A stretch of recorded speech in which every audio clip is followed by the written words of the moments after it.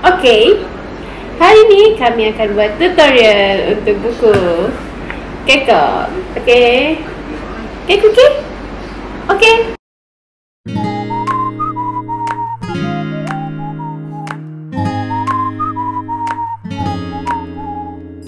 Okay, hari ni saya akan buat tutorial lah kan.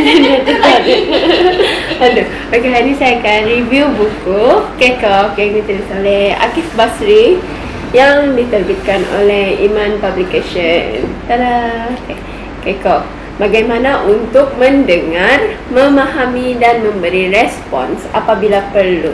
Okay, so apa yang dibincangkan dalam buku ni ada dua bahagian, iaitu bahagian pertama sekali untuk bahagian cara kita untuk menjadi pendengar yang baik di alam nyata. Maksudnya apabila kita berkomunikasi secara bersemuka.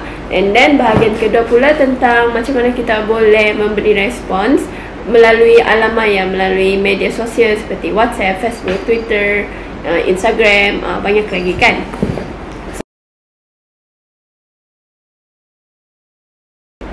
Okay, mula-mula sekali apa yang kita perlu tahu sebelum kita mula untuk menjadi pendengar yang baik ataupun untuk memilih untuk mendengar ataupun tidak luahan seseorang tu bergantung pada posisi diri kita, sama ada kita ni bulatan dalaman ataupun bulatan luaran si peluang itu. So, macam mana kita ingin tahu sama ada kita ni tergolong dalam bulatan dalaman ataupun bulatan luaran? Di buku ni akan ceritakan tentang tu. Selain kita, first thing kita perlu tahu tentang posisi kita, sama ada kita tergolong dalam bulatan dalaman ataupun bulatan luaran si peluang itu.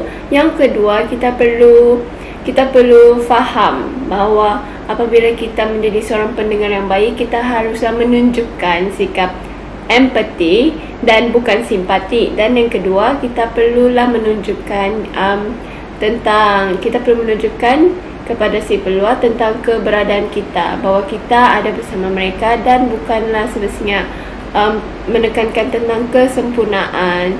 Keberadaan itu lebih penting daripada kesempurnaan. So, itu benda yang penulis tekankan dalam buku Kekok ini.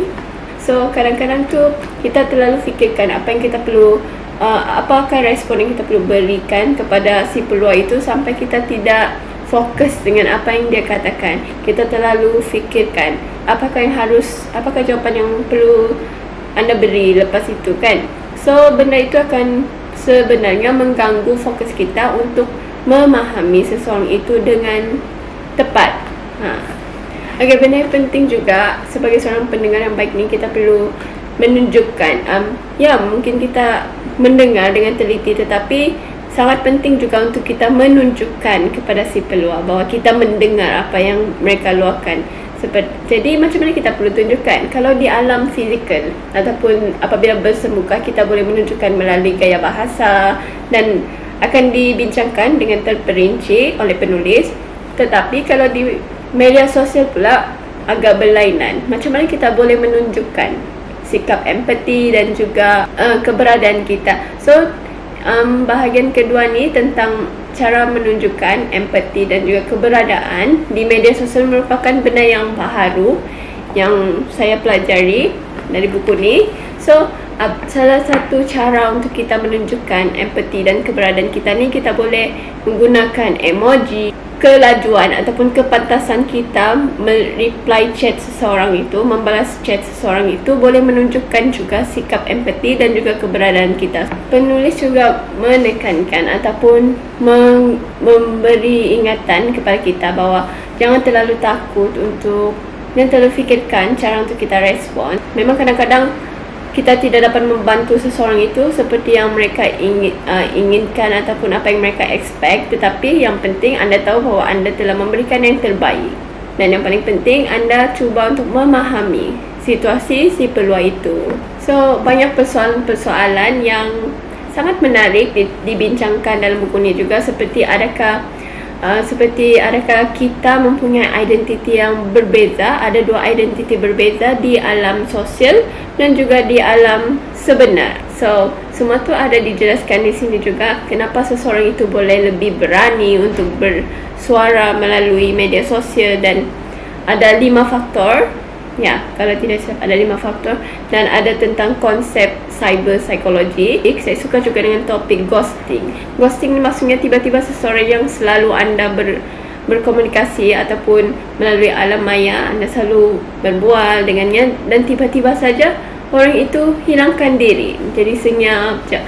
Kenapa? So, itu juga turut dibincangkan dalam buku ini. Apa yang saya suka juga dengan buku ni, saya tidak pasti sama ada semua buku iman seperti ini, tetapi selepas habis satu bahagian, buku ni ada menyelitkan ataupun sudah sediakan nota untuk para pembaca supaya kita mudah untuk refer semula sekiranya kita lupa. Okay? Saya rasa itu saja untuk review saya kali ini. Review saya juga boleh didapati di media sosial Instagram saya, itu Read with Diana, so you guys can check out later. And adakah anda sudah membeli buku ini? So jika sudah, bolehlah kongsikan pendapat anda tentang buku Kekok ini di ruangan komen di bawah. And don't forget to like and subscribe this channel if you like this kind of video. And bye.